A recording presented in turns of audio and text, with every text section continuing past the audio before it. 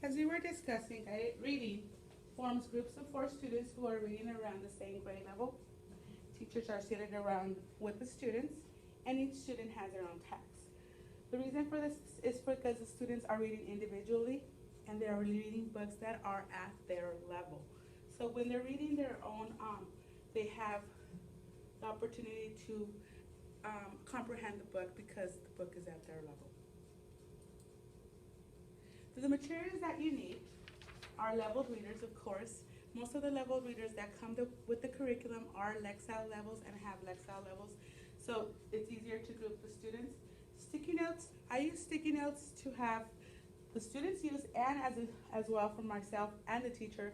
They use the sticky notes either if they're reading through a book and they have questions on a word or have a question on about the story, then they write the question or the word on the sticky.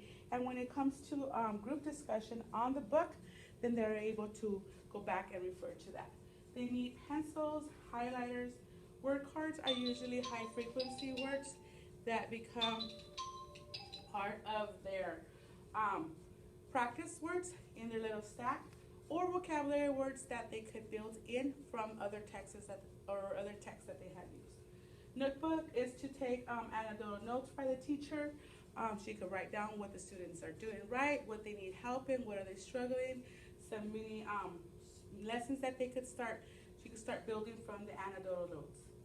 The running records sheet, because there is a sheet that you could use, but it doesn't have to be a running record sheet. It could be a blank sheet. It could be your notebook where their student is taking reading, and then you just say, come here, I want to listen to you for about a minute. You take the student's reading. You're just checking off as the students read each word. If the student makes a lot of mistakes and the book level is too hard, and that's when your grouping starts to come into play. Okay. The next one, what is happening during guided reading station?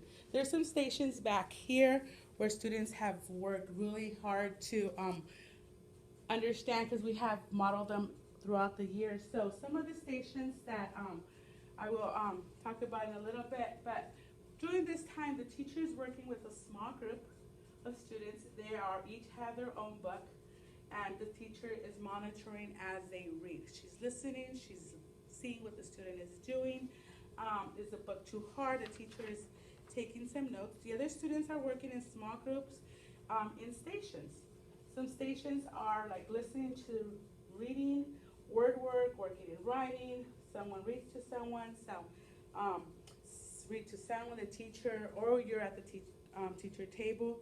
The most important part of this is the classroom management, which we could also talk about in a different PD, how to manage the classroom during workstations like this. The student should not be interrupting the teacher during this time because she is working in a small group, and the less interruption, the best for that small group. Using gestures, I always say, you need to go to the bathroom, you show me this standing over here, you need water, do this. But other than that, they don't they understand the procedure. They are not being bothering the teacher at any form of during the guided reading lesson. Okay. So here are some examples. I have some examples here in the back about some stations and how to rotate the stations. One of them would be, for example, the one I have back there is the workstation with the pocket chart, similar to this one. This one has the students' pictures, and they have the stations that those two students are allowed to go. This one has other stations. They have grammar, they have games, listening center, buddy reading, writing, pocket chart, grammar station. This one's another one that's really cute. It's called Hands on the Deck. So here are the deck of stations, and their hand just rotates from one station to the other throughout the week, so that they're able to go to different activities and they don't get bored. And they know what to do. What the teacher trains them exactly what is expected on each station. So you don't introduce one station, all of them at the same time. You start building your station as you keep working on guided reading. Another one would be this one. This one's really cute too. It's a pocket chart. Where they have different stations. They have word work again. They have listening station, buddy reading.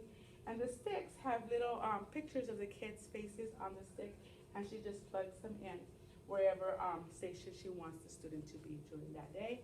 This could be as simple as Clothespin, this one's reach to someone, so there's 4 students' name on these clips.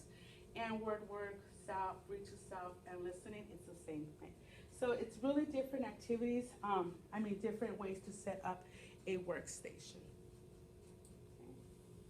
Let me show you really quick on the back over here. We have a workstation where the students have iPads also. So that could also be a station. We have a lot of computers here, as you can see. So it depends on the stations that you want to implement into your classroom. It depends on what resources you have. You have a lot of iPads, you have a lot of Chromebooks or computers, and that could be a station. They could be working, for example, our school has Reading Aids, has Imagine Learning. You could have those students in those centers and then rotate throughout the week. Okay. This one here is lesson planning. This is for the guided reading group that you are with in the back. This is the book name of the book. What instructional focus you're going to be focusing on. Is it going to be long A, short A? Is it going to be compound words, complex sentences, vocabulary, comprehension? What skill are you working on? What did you observe as the students read throughout the time? Then the next time, what mini lesson you could do with that group. Here's a checkoff list of some of the things that the students did or need that you want them to do for the next time. So it's just a little handout just to help you analyze and synthesize what is beyond the text, within the text, and how to monitor for corrections and incorrection of reading words. Okay, so alignment with the models of professional development. This is one of the things that I talked about in the beginning. It's a book study. There's a couple of books that I will show you in a little bit that will help us throughout the process of guided reading. The book study will be inexpensive, and it's really cool because there's some online that we could read. Focus as a group, read a chapter each or a paragraph each, or it depends on what the group wants to arrange. And then come into a group so we could discuss what we've learned, what we read, what we still have questions on. There's a lot of ideas in the book, Fontes and Pinnell, that come up with different strategies. Maybe we could write down some of the strategies and we could share some of the